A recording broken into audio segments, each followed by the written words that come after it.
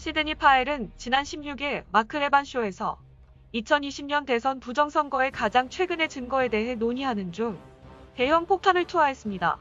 트럼프 캠페인에는 베네수엘라에서 우고 차베스의 선거를 훔치는 데 사용되었던 스마트매틱 시스템 참설을 위해 참석했던 증인이 있습니다.고요.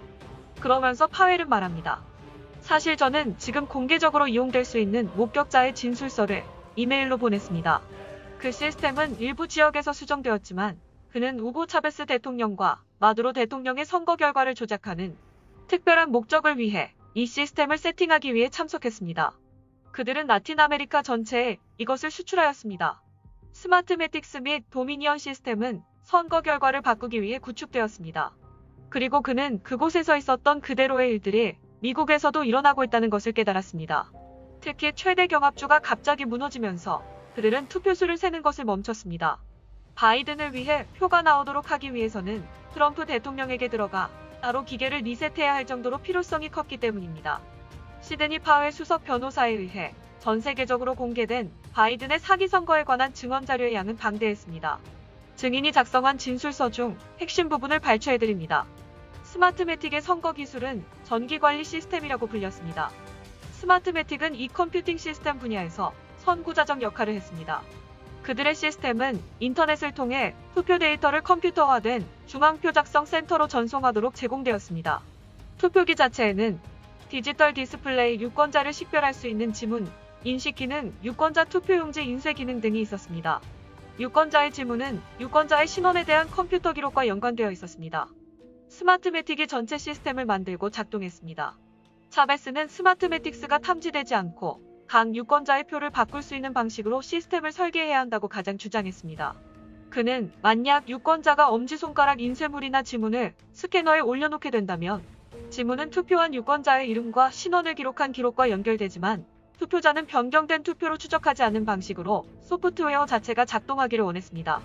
그는 특정 유권자를 위해 변경된 투표에 대한 어떤 증거도 남기지 않도록 시스템을 마련해야 할 것이며 어떠한 증거도 보여줄 수 없을 것이며 이름이나 지문도 바뀐 투표와 함께 진행된다는 것을 부정할 만한 것이 없을 것임을 분명히 했습니다. 스마트매틱은 이러한 시스템을 만드는데 동의하고 차베스 대통령을 위해 이러한 결과를 달성한 소프트웨어와 하드웨어를 생산했습니다. 스마트한 선거관리 시스템이 시행된 후 저는 스마트한 소프트웨어를 사용하여 결과를 조작한 몇몇 선거를 면밀히 관찰했습니다. 그러한 선거 중 하나는 2006년 12월 차베스가 로잘레스와 대결했을 때입니다.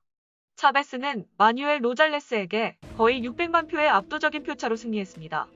2013년 4월 14일 저는 스마트 선거 관리 시스템이 우고 차베스의 뒤를 이을 사람을 위해 결과를 조작하고 바꾸는 것을 또 한 번 목격했습니다.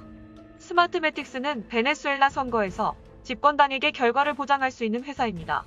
도미니언과 기타 선거표 작성 기업의 전자선거제도 및 소프트웨어의 기본 설계는 스마트 선거관리 시스템에 의존하고 있음을 지적하고 싶습니다. 간단히 말해서 스마트매틱 소프트웨어는 회사의 소프트웨어와 시스템을 표로 표시하는 모든 표에는 조작 가능한 DNA가 들어있습니다.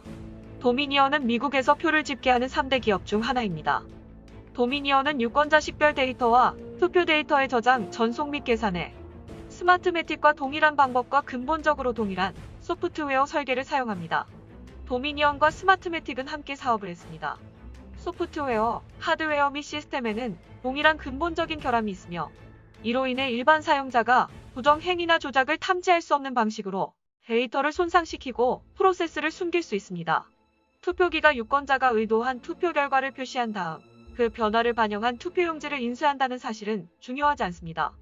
디지털화된 투표를 세어 결과를 보고하는 것이 소프트웨어입니다. 소프트웨어는 전자적으로 정보를 변경하여 소프트웨어 및 개표 시스템의 운영자가 의도한 결과를 산출하게 됩니다. 그래서 소프트웨어 자체가 투표와 투표 결과를 유권자의 선택에 따라 바꿉니다. 투표자의 투표와 상관없이 소프트웨어가 결과를 결정합니다. 모든 컴퓨터 제어 투표표 작성은 투표자와 관찰자가 과정에 의문을 제기하는 오작동이나 다른 사건이 없는 한 무슨 일이 일어나고 있는지 감지할 수 없도록 폐쇄적인 환경에서 이루어집니다. 베네수엘라 카라카스에 있는 비밀 개표소에서 실시간으로 개표 조작과 변경이 가능하다는 것을 직접 목격했습니다. 저에게는 매우 놀랍고 충격적인 일이었습니다. 저는 경외감을 느꼈습니다. 왜냐하면 저는 실제로 그런 일이 일어나는 것을 본 적이 없었기 때문입니다. 그래서 유권자가 어떤 결정을 내리든 종이투표가 어떤 식으로 나오든 상관없다는 것을 직접 배웠습니다. 투표자가 아닌 중요한 것을 결정하는 것은 소프트웨어 운영자와 소프트웨어입니다. 스마트매틱스는 베네수엘라에서 모든 투표 자체와 투표 정보를 소유하고 있었습니다. 저는 그동안 스마트매틱스에 의해 구현되거나 사용되는 투표 시스템은 완전히 안전하며 손상될 수 없으며 변경할 수 없다고 확신하고 있었습니다. 그러나 이제는 그렇게 생각하지 않습니다. 그러나 이후 베네수엘라에서 마두로 대통령이 출마한 선거와 국회의원 선거가 있던 2017년 스마트매틱스는 베네수엘라 정부와 비밀 협약을 파기했습니다. 그들은 언론에 공문을 보내 선거 당시 사용된 모든 스마트매틱스 투표기는 완전히 조작됐으며 당시 베네수엘라 선거관리위원회에 의해 조작됐다며 니콜라스 마두로 대통령과 입법부에 출마한 다른 사람들의 투표는 모두 조작됐다고 밝혔습니다. 그리고 그들은 실제로 길을 잃었습니다. 제 생각에 그것은 이 사기 행위가 시스템으로 얼마든지 실행될 수 있다는 가장 큰 증거이며 스마트매틱스가 조작하거나 변경할 수 있는 개표 소프트웨어를 개발, 사용 및 사용하고 있음을 공개적으로 인정한 사건이라고 봅니다. 저는 2020년 미국 대통령 선거 개표를 보는 동안 일반인들의 눈에는 잘 드러나진 않지만 2013년 베네수엘라 대통령 선거에서 전자적으로 표를 바꾼 스마트매틱스 소프트웨어로 인해 발생한 일을 상기할 수 있는 상황과 사건들이 어처구니 없을 정도로 생생하게 떠올랐습니다. 미국에서 일어난 일은 도미니언 소프트웨어를 사용하여 5개 주에서 개표가 갑자기 중단되었다는 것입니다. 개표 중단 당시 투표에서는 도널드 트럼프가 크게 앞섰습니다. 그러던 중 새벽 시간대에는 개표가 이루어지지 않았고 개표 보고가 오프라인으로 진행되던 시기에는 뭔가 크게 달라졌습니다. 바로 다음날 아침 투표 보고가 재개되었을 때 상대 후보인 조 바이든에게 유리한 투표의 변화가 매우 뚜렷했습니다. 저는 정보 수집 연구, 정보기술 관련 일을 해왔습니다. 그것이 제가 할 수 있는 방법과 제가 가진 특별한 지식입니다. 최근의 선거 사건들 때문에 저는 믿을 수 있고 지적인 많은 동료들과 접촉했습니다. 그들은 여전히 정보 제공자이고 정보기관과 함께 일을 합니다. 저는 그들이 이 모든 사업체들이 어떻게 행동하고 어떤 조치를 취하고 있는지에 대한 최신 정보를 제공받고 있습니다. 라며 진술서를 마무리합니다. 정말 놀라운 증언이 아닐 수 없습니다. 트럼프 캠프의 리누드 변호사 역시 이 공개된 진술서를 트위터에 올리며 공유를 했습니다. 그의 트위터에는 이제 모든 거짓말이 밝혀질 것입니다. 공산주의자들은 우리 대통령의 압도적인 재선을 가로채려 하고 있습니다. 조 바이든은 결국 감옥에 가게 될 것입니다. 다른 사람들도 많이 있습니다. 라는 의미심장한 글을 남겼습니다.